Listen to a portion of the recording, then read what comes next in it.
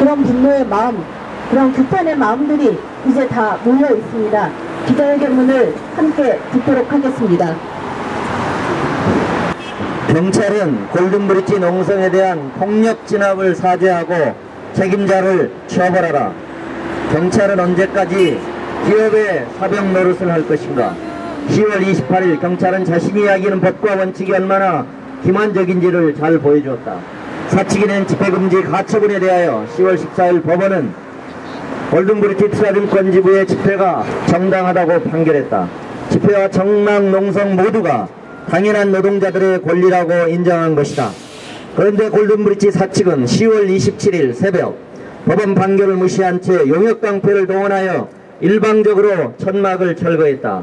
경찰은 이 심각한 사측의 불법행위에 대해서 어떤 조치를 취했는가? 오히려 이 불법행위에 항의하며 3층 난간에 올라가 농성을 시작한 김호열 지부장을 건조물 침입이라면서 강제 진압했다. 도대체 경찰은 어떤 법을 지키기 위해 존재하는 것인지 그 존재 의미를 알 수 없다. 경찰의 위법과 폭력이 극에 달하고 있다. 골든브릿지 김호열 지부장의 난간 농성 진압 과정에서 보여준 경찰의 태도는 정말로 심각했다. 경찰은 김호열 지부장의 안전을 위해서 진압하는 것이라고 주장했지만 농성자의 안정은 전혀 고려하지 않았다. 경찰이 김호열 지부장을 강제 진압한 장소는 지하로 10여 미터가 되는 공간이고 매트리스조차도 제대로 깔 수 없는 곳이었다. 경찰은 김호열 지부장을 그 끝으로 몰아넣고 형식적으로 에어매트리스를 반만 깔아놓은 채 강제 진압을 자행했다. 이에 항의하는 조합원들을 방패로 가격하고 계단 위에서 조합원들을 방패로 미는 등 사람들의 안전을 고려하지 않은 채 진압을 강행했다.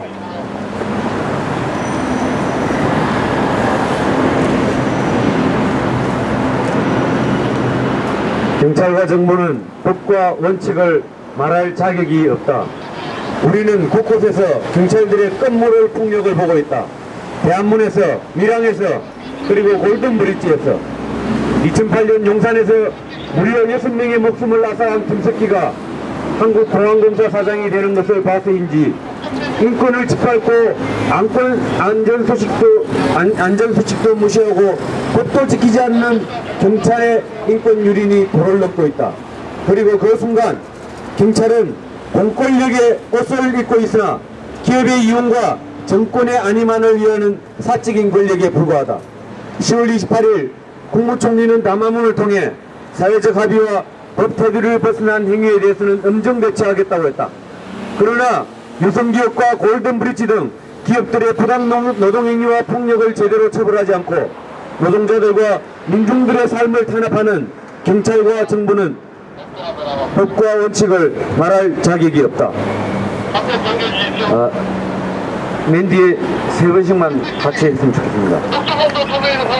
경찰은 골든브릿지 사측의 불법 행위를 처벌하라! 경찰은 골든브릿지 농성에 대한 폭력 진압을 사죄하고 책임자를 처벌하라! 우리는 경찰의 위법과 폭력 행위에 대해서 끝까지 책임을 물을 것이다. 2013년 10월 31일 골든브릿지 투자증권 노조 파괴 저지 금융공공성 정치 공동대책위원회.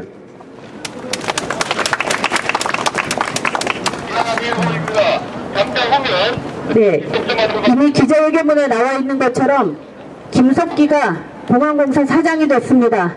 사람의 목숨을 함부로 짓밟고 인권을 유린한 대가가 바로 그런 영전입니다. 경찰들이 그 모습을 그대로 보고 있는 것 같습니다. 우리가 이런 경찰의 폭력들을 용인하기 때문에 우리 사회가 점점 더 폭력에 둔감해지고 그리고 점점 더 약자들의 설 권리를 잃어버리게 되는 것 같습니다. 그렇기 때문에 오늘 기자회견에 참석한 우리들은 결심을 해야 될 것 같습니다. 아무리 작은 경찰의 폭력도 더 이상 용납하지 말고 우리의 권리를 위하여 끝까지 함께 싸웠으면 좋겠습니다. 그런 의지를 모아서 앞에서 외쳤던 구호를 크게 3번씩 따라해 주시기 바랍니다. 경찰은 골든브릿지 사측의 불법 행위를 처벌하라! 처벌하라!